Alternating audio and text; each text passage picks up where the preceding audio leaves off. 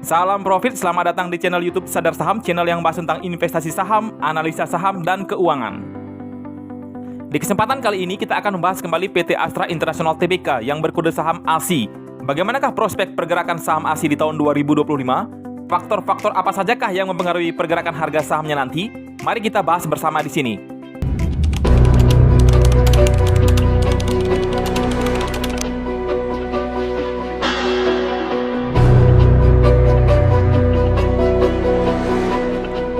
Dari rangkuman Sadar Saham, ada beberapa sentimen negatif yang mempengaruhi pergerakan harga saham ASI yang cenderung turun sepanjang tahun 2024. Di antaranya, 1. Kenaikan suku bunga dari Bank Indonesia. Dengan naiknya suku bunga, ini sangat mempengaruhi sekali terhadap daya beli masyarakat, terutama terhadap pembelian otomotif, yaitu mobil. Di mana kita tahu sebagian besar pembelian mobil adalah berbentuk kredit. Dengan naiknya suku bunga, maka akan meningkatkan juga suku bunga kredit itu sendiri. 2. Ekspansi mobil listrik dari Cina BYD. BYD merupakan produsen mobil listrik berbasis baterai asal Cina yang bisa menjadi pesaing berat PT Astra International. BYD merupakan pemimpin global pada New Electric Vehicle dan merek otomotif terbesar ketiga di dunia. Dengan masuknya BYD ke Indonesia, ini bisa mengurangi pangsa pasar yang sudah dikuasai ASI. 3. Melemahnya kurs rupiah terhadap mata uang dolar Amerika. Dilansir dari Kontan, PT Astra International memiliki sejumlah bisnis yang transaksinya menggunakan dolar Amerika Serikat, khususnya di lini bisnis otomotif, batubara, dan kelapa sawit. Untuk bisnis Astra yang terkait otomotif, yang mana masih ada ekspor bahan baku impornya, tentu akan terdampak negatif, karena akan menaikkan harga barang impor yang didatangkan Astra itu sendiri. Terus, bagaimanakah prospek saham ASI di tahun 2025? Dari bisnis.com diberitakan, tim riset Samuel Sekuritas memproyeksikan adanya dorongan perbaikan kinerja ASI pada tahun depan. Kedepannya, penurunan suku bunga Bank Indonesia pada tahun 2025 akan membantu merangsang permintaan karena mayoritas pembelian kendaraan di Indonesia dibiayai dengan kredit. Selain itu, ASI memiliki PT Astra Honda Motor (AHM) sebagai pendorong pertumbuhannya, terutama mengingat potensi penurunan perdagangan yang dapat menyebabkan penjualan kendaraan roda 2 yang lebih tinggi. Dorongan tambahan juga datang dari anak usaha PT United Tractor Tbk (UNTR) serta bisnis pembiayaan ASI yang dapat memberikan dukungan lebih lanjut untuk lini teratas ASI.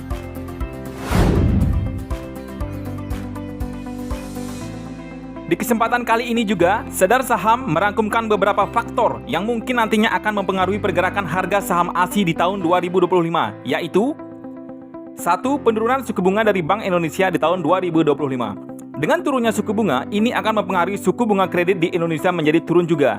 Sehingga dengan suku bunga kredit yang sudah turun, akan mempengaruhi daya beli masyarakat terhadap otomotif terutama mobil menjadi lebih bergairah lagi di tahun 2025. Di mana kita juga sudah tahu jika sebagian besar pembelian otomotif terutama mobil dari masyarakat Indonesia adalah berbentuk kredit.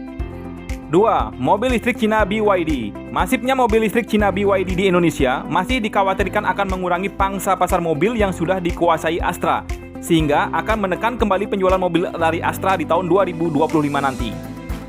3. Melemahnya kurs rupiah terhadap dolar Amerika. Selain menaikkan harga bahan baku otomotif yang masih berupa impor, bagi bisnis Astra yang berbasis komoditas yang melakukan ekspor yaitu batubara dan kelapa sawit, tentu ini akan berdampak positif karena akan meningkatkan penjualannya di tahun 2025 nanti. 4. Naiknya PPN, pajak pertambahan nilai menjadi 12%. Dengan naiknya PPN menjadi 12%, ini berpotensi akan menaikkan harga motor maupun mobil dari Astra. Sehingga ini mungkin akan berpotensi juga terhadap penjualan otomotif Astra yang mungkin akan mengalami penurunan penjualan akibat dari harga motor ataupun mobil menjadi lebih mahal di tahun 2025 nanti.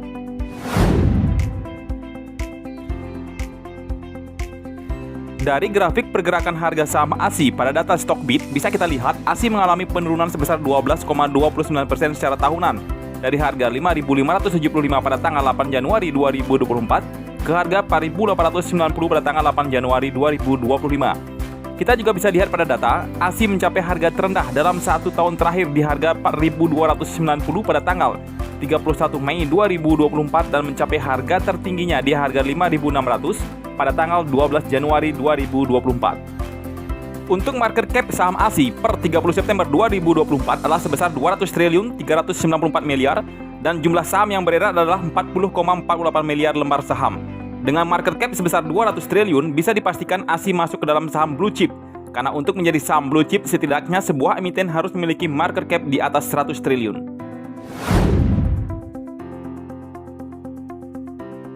Dari laporan keuangan ASI kuartal 3 2024 yang dihitung dalam miliaran, bisa kita lihat untuk pendapatan kuartal 3 2024 mengalami kenaikan sebesar 2,2% dibandingkan dengan pendapatan kuartal 3 2023 dari 240 triliun 913 miliar di kuartal 3 2023 menjadi 246 triliun 329 miliar di kuartal 3 2024. Sedangkan untuk beban pokoknya mengalami kenaikan juga sebesar 2,3% dari 187 triliun 326 miliar di kuartal 3 2023 menjadi 191 triliun 677 miliar di kuartal 3 2024. Dan untuk laba brutonya bisa kita lihat juga mengalami kenaikan sebesar 2% dari 53 triliun 587 miliar di kuartal 3 2023 menjadi 54 triliun 652 miliar di kuartal 3 2024.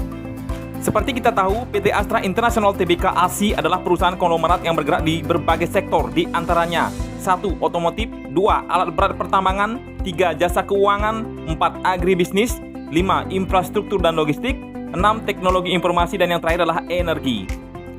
Dan bila di breakdown untuk tipe pendapatannya, pada catatan kaki laporan keuangan ASI kuartal 3 2024 dijelaskan di sana, untuk pendapatan dari jasanya sebesar 82 triliun 529 miliar yang didapat dari jasa sewa dan jasa keuangan.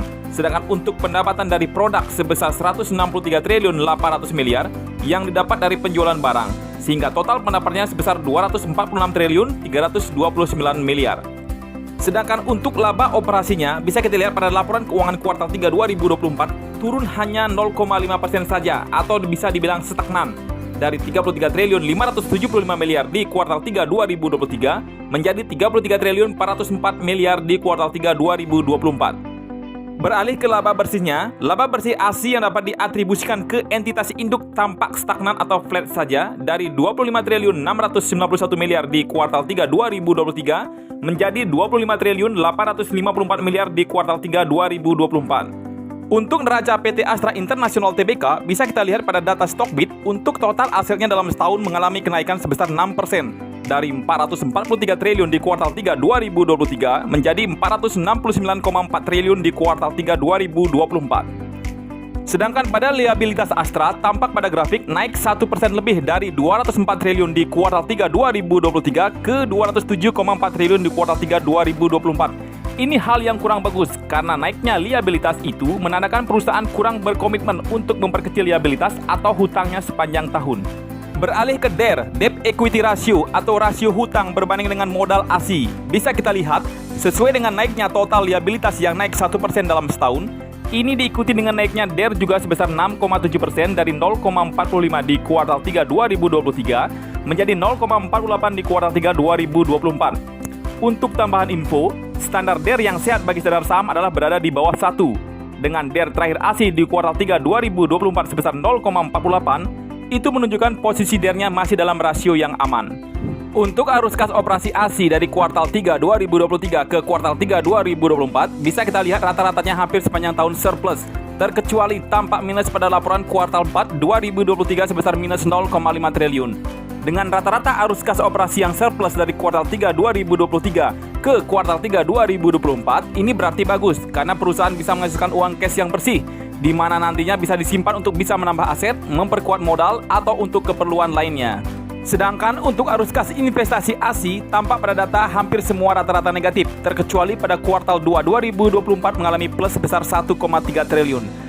Dengan rata-rata arus kas investasi yang negatif dari kuartal 3 2023 ke kuartal 3 2024, ini hal yang positif. Ini mengartikan bila ASI rajin melakukan investasi yang bertujuan untuk mengembangkan lini bisnis usahanya demi untuk mengembangkan prospek bisnisnya ke depan.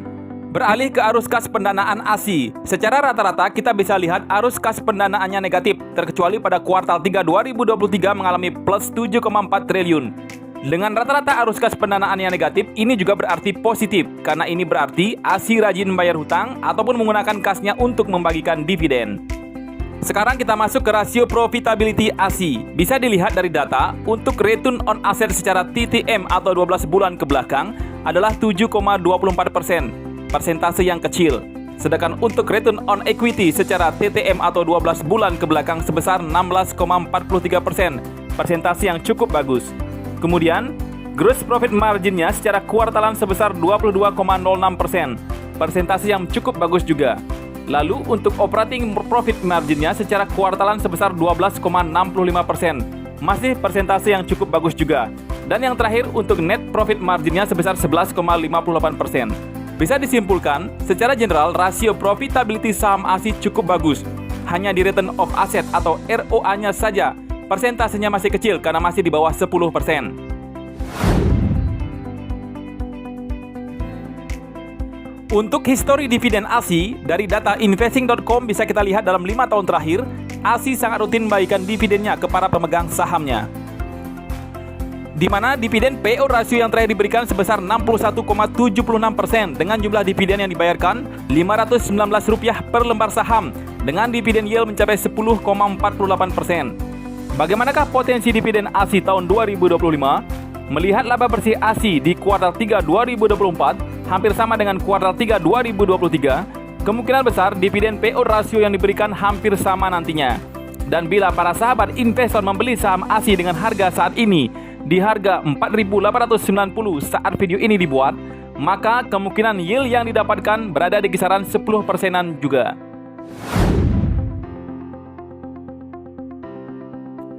Berapakah harga wajar ASI saat ini? Dari perhitungan sadar saham kali ini, yang menghitung harga wajar ASI dengan menggunakan rata-rata PBV ASI dalam 3 tahun terakhir, dapat kita lihat pada data analisis Stockbit, jika rata-rata PBV ASI dalam 3 tahun terakhir adalah sebesar 1,26, sedangkan PBV ASI saat ini berada satu deviasi di bawah rata-ratanya sebesar 0,96. Atau bisa dibilang, PBV ASI saat ini adalah di bawah valuasinya atau under value. Jadi, untuk perhitungan harga wajarnya, kita akan kalikan rata-rata PBV ASI dalam 3 tahun terakhir yang sebesar 1,26 dikalikan dengan BVPS book value per share ASI yang sebesar 5.111,04 dengan hasil 6.440. Hasilnya ini sudah saya bulatkan. Jadi dengan harga ASI di saat video ini dibuat pada harga 4.890, bisa disimpulkan ASI berada di bawah valuasinya atau harga wajarnya.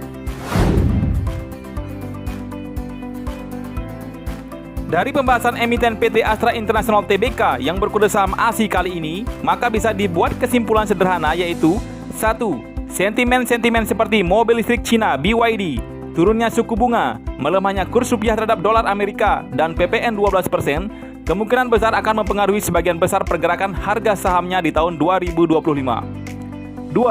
ASI memiliki neraca keuangan yang sehat dan profitability keuangan yang bagus sampai kuartal 3 2024 di tengah gempuran sentimen-sentimen negatif sepanjang tahun 2024. 3. Dengan harga ASI saat video ini dibuat di harga 4.890, bisa disimpulkan berdasarkan kalkulasi perhitungan harga wajar dari sadar saham, ASI masih berada di bawah valuasinya.